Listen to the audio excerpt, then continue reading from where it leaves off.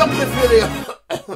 Bitch, what the fuck. Aujourd'hui, wow, nouvelle vidéo. Mais j'ai pas forcément envie de rigoler en fait. Ouais. En fait, ça fait un petit moment que je suis sur Twitter, tu vois. Ça doit faire un bail de un siècle. Tu vois, autant on faisait des RT, je te follow. Voilà, je viens de là-bas. Tous ceux qui n'ont pas connu ça, sachez que vous êtes des petits de Twitter. Avec le temps, j'ai pu constater à quel point Twitter c'était devenu un bordel sans nom. Entre les stars, les fans, les cons, les politiciens. La liste est bien longue, hein. Et quand vous réunissez tout un tas de personnes de ce style-là dans un seul réseau, ça crée Twitter. Il y a des communautés par-ci par-là. Du coup, j'ai fait une liste non exhaustive, bien évidemment comme à mon habitude, des pires communautés Twitter. Alors là, je vais y aller les gars, donc soyez prêts, la liste démarre maintenant. Bien évidemment, la vidéo est à prendre au second degré. Le fuckboy, de sacrés numéros. Petite touffe de cheveux bouclés, ça serre la mâchoire fort sur les photos de profil, ça pose la joue sur le poing et ça demande des nudes. Ça se fait des gros garrots au bras pour avoir les veines qui ressortent, hein, pour faire des vieilles photos minables pour que Lucie RT et cite mon goal dans la vie. Oh là là, il me faut trop un mec comme ça. Non mais en fait, il est déjà 18 h, va faire tes devoirs. S'il y a le fuckboy, il y a aussi le fuckgirl. Oui, elles existent maintenant. Elles ont toutes Killua ou Hisoka en bannière. Elles ont découvert les animés avec Netflix. Elles portent des bancs en résille avec marqué en bio tire-moi les cheveux. Bref, c'est un bordel monstre. Faites attention à elles, elles sont très dangereuses. Il y a ce qu'on appelle le... ambition Twitter. C'est des gens, ils ont tellement grandi dans la zermie, tu vois, que pour avoir un taf et une bagnole, c'est un exploit. Faut que le monde entier le sache. En particulier Twitter. Tu les entendras toujours dire, il me faut quelqu'un à ma hauteur, les losers c'est next. Oh, chacun l'abuse pas. T'étais le roi des mecs négligés. Il y a le lobby islamo-manga. Celui-là, c'est un des meilleurs. Lui, il est fan de foot et de manga. Jusque-là, tout le monde comprend. Donc, ce qu'il va s'amuser à faire, c'est comparer les performances de son joueur préféré avec son personnage préféré d'anime, tu vois, en faisant des gigas parallèles au Coran. Mais ça n'a aucun rapport. À chaque fois que je vois ce genre de tweet, ça me fout droit. Je suis pété au sky. Bref, les gars, vous êtes des génies. Le Kami Twitter, on dirait l'armée des clones de la revanche des Stan Smith. Air Max 97, cheveux lisses, veste en cuir noir, chouchou autour du poignet, petite citation de Nekfeu ou PLK en bio, hein. D'ailleurs, elles étaient toutes là à l'avant-première de nos étoiles vagabondes, il y avait même plus de place pour s'asseoir.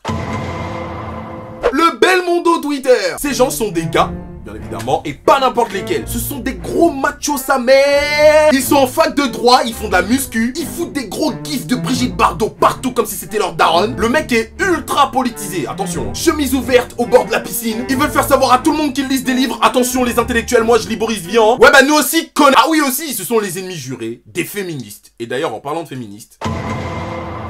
En fait chez les féministes, il y a une petite partie d'entre elles qu'on appelle les féminazes. Laissez-moi m'expliquer. Ce sont des meufs qui n'ont absolument rien compris au concept du féminisme. Et qui font passer toutes les féministes pour des meufs aux cheveux bleus qui se laissent pousser les poils des aisselles. Je laisse mes poils pousser pour combattre l'oppression. Elles ont 14 ans et elles pensent déjà savoir ce que c'est que d'être une femme en société. Donc je suis féministe. Alors qu'elles sont juste en conflit avec leurs darons. Ah, t'as vraiment rien compris. Bref, ne confondez pas les féministes avec ces gens-là là. Men on Trash Twitter. Je suis absolument conscient que le viol soit un sujet très sérieux. Je ne plaisanterai jamais au grand jamais là-dessus. Mais sur Twitter, c'est leur sujet de débat préféré. Matin, midi, soir, tout est le viol. What? Et ça crée des variantes, hein. Le viol conjugal, le viol émotionnel, le viol psychologique. Est-ce que voler une potatoes au McDo à quelqu'un sans demander sa permission, c'est un viol? Oh là là, je vais peut-être enfoncer une porte ouverte en disant ça, hein. Mais tout n'est pas forcément un viol. Les ratpis, les fans inconditionnels du dieu Booba. Alors Booba il peut lâcher une caisse sur Instagram, tu vas les voir appliquer en rapide sur Twitter pour reposter la vidéo. Non mais PTDR, j'en peux plus, c'est vraiment un gamin Booba. Des écervelés. Le K-pop stan Twitter, les sassins. Je vais faire très attention à ce que je vais dire parce que ce sont eux les plus dangereux. Ah les Yakuza à côté, ils sont éclatés au sol. Leur pépé, je vous laisse imaginer. Jusque-là, rien de très grave. 90% de leur TL est composé de gifs avec leur chanteur préféré en train de faire une tête étonnée. Et elles se clashent entre elles pour de la merde. Alors si même vous, dans votre propre communauté, vous vous entendez pas, mais qui vous mérite? Le Inès Twitter. Elle, c'est la meuf drôle de Twitter, tu vois. Sa pépé, c'est sa grosse tronche en contre-plongée, hein. Gros plan déformé à cause de l'objectif de la caméra. Son tweet épinglé, c'est « Mais le monde n'a toujours pas réalisé que je suis une star. » Et ce sur son chat. Les pépé manga. On sait peu de choses sur eux, ni qui se cache derrière les comptes.